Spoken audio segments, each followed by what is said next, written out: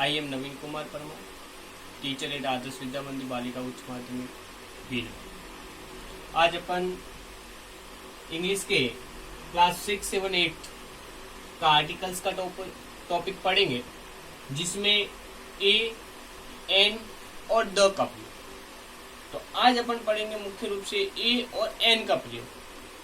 तो ए का प्रयोग क्या होता है और एन का प्रयोग क्या होता है। ए का मतलब क्या है? एक। एन का मतलब भी है एक। तो ए तथा एन दोनों का अर्थ क्या होता है? एक। हिंदी में इसको क्या बोलते हैं? एक। एक को भी ए को भी एक बोलते हैं, एन को भी एक बोलते हैं। इन दोनों का प्रयोग एक वचन सिंगुलर, एक वचन के काउंटेबल नाउन। काउंटेबल का मतलब है ऐसी चीज जिसको अपन गिन सकते हैं। गिनने योग्य को काउंटेबल कहते हैं, जिसको अपन गिन नहीं सकते उसे अनकाउंटेबल नाउन कहते हैं। काउंटेबल नाउन के पूर्व में प्रयोग किए जाते हैं। पहला रूल्स अंग्रेजी में, जब किसी संख्या का पहला अक्षर कॉन्सोनेंट हो, कॉन्सोनेंट का मतलब होता है व्यंजन। जब अंग्रेजी का पहला अक्षर कॉन्सोनेंट हो तो उस संख्या से पहले उस संख्या से पहले ए का प्रयोग होगा। जब आपको लगता है कि रिक्त स्थान के जस्ट बाद में जो पहला वर्ण है वो कॉन्सोनेंट है, तो अपन को ए का प्रयोग करना। Example, this is a cup. C एक कॉन्सोनेंट है क्योंकि वोवल्स में 5 होते हैं, ए, ई, आई, ओ, यू। ये है अपने वोवल्स जिसको अपन स्वर बोलते हैं। बाकी 21 कॉन्सोनेंट है।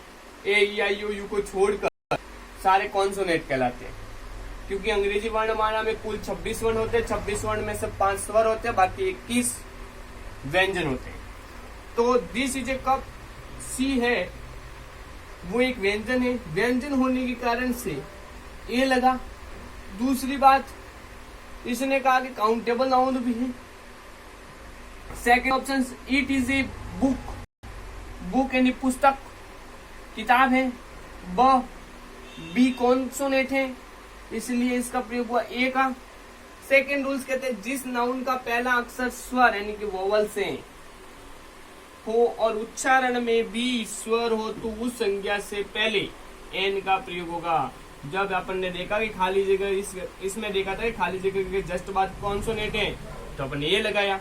अब अपन को देखना है खाली जगह के जस्ट बाद वोवल्स है, तो एन का प्रयोग होगा। फिर इसने कहा it is an apple. A, E, I, O, U 5 vowels है, इसमें से ए वोवल्स है, इसलिए इसमें किसका प्रयोग हुआ है? एन का। दिस इज एन एलिफेंट, हाथी। तो इसमें कौन सा प्रयोग होगा? एन का, क्योंकि ई है वो वोवल से। थर्ड है, जब किसी व्यंजन का उच्चारण स्वर जैसा हो तो उस शब्द के पहले एन का प्रयोग होगा। ऐसा कोई भी वर्ण है या स्वर सेंटेंस है जिसमें व्यंजन का उच्चारण हो रहा है परंतु अपन को लग रहा है कि स्वर है, तो उसमें एन का प्रयोग होगा। जैसे कि he will take in hour. H, A, I, O, U में से नहीं है क्योंकि ये व्यंजन है, और व्यंजन है तो व्यंजन की स्थिति में इसका ए का प्रयोग होना चाहिए। गलत। ए का प्रयोग नहीं हुआ क्योंकि इसकी हिंदी के उच्चारण की ध्वनि है वो आ से हो रही है। आवर। आवर का मतलब है, आवर एक वोवल से, आ एक वोवल से, इसके लिए उसका एन का प्रयोग होगा। He is an MLA. तो एमएलए ए है वो वोवल से, इसके कारण से एन का प्रयोग हुआ है। ओज। तो ऊपर ने 3 रूल्स है। चौथा रूल्स है किसी शब्द का पहला अक्षर स्वर हो परंतु उसका उच्चारण व्यंजन हो। पहले अपन ने पढ़ा था कि पहला अक्षर व्यंजन हो, उच्चारण स्वर। अब इसका उल्टा है कि किसी शब्द का पहला अक्षर स्वर हो और उसका उच्चारण व्यंजन हो, तो उसके पहले किसका प्रयोग होगा? ए का। जैसे कि he is a university student, क्योंकि ए, ई, आई, ओ, यू, तो इसमें देखने जाए कि सर यू तो एक वोवल स्वर है, तो इसके हिसाब से एन का प्रयोग होना चाहिए। परंतु हिंदी वर्णमाला के अनुसार इसमें यू यानी य आ रहा है। य की ध्वनि आने के कारण से ये सवर्ण होके व्यंजन है, इसलिए इसका ए का प्रयोग होगा।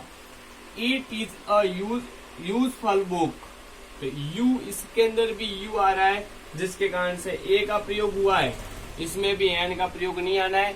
और दूसरी बात, अभी आपको घर पे बैठ के एक्सरसाइज में के अंदर में 5 एग्जाम्पल दे रहा हूं। उन 5 एग्जाम्पल को पूरा करके इनकी आंसर शीट, इनकी आंसर की है, वो आपको एक साथ आज 5 बजे तक भेजनी है। इन 5 की एक्सरसाइज की 5 बजे तक आपको आंसर भेजना है कि पहले में क्या आता है, दूसरे में क्या आता है, तीसरे में क्या आता है, चौथे में क्या आता है, पांचवे में क्या आता है।